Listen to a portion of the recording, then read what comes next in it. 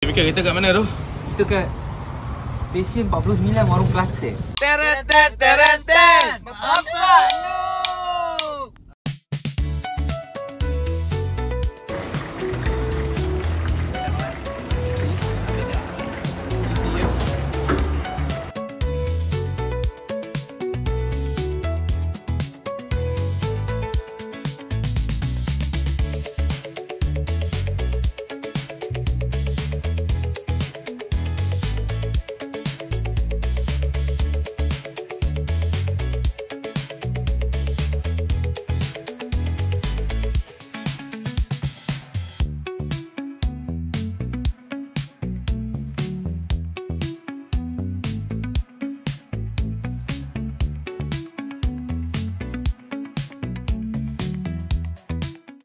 Nasi ni kena dengan oreh bancuh pula hangat-hangat ni. Macam mana Mika?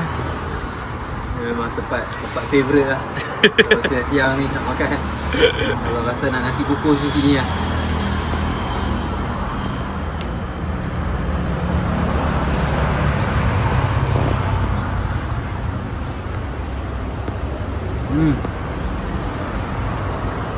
Kalau main sini jangan lupa ambil sambal. Sambal dia memang kick lah. And then ni lemak tau. Lemak tau Mika tau. Lemak bakar. Lemak bakar. Sumpah kena ambil. Siapa yang recommend hang untuk ambil lemak bakar ni? Ada kawan saya, nama dia Aminul Rashid. Dia recommend, dia kata memang padu gila. Kita pun try ambil, kita dah lah tak makan lemak.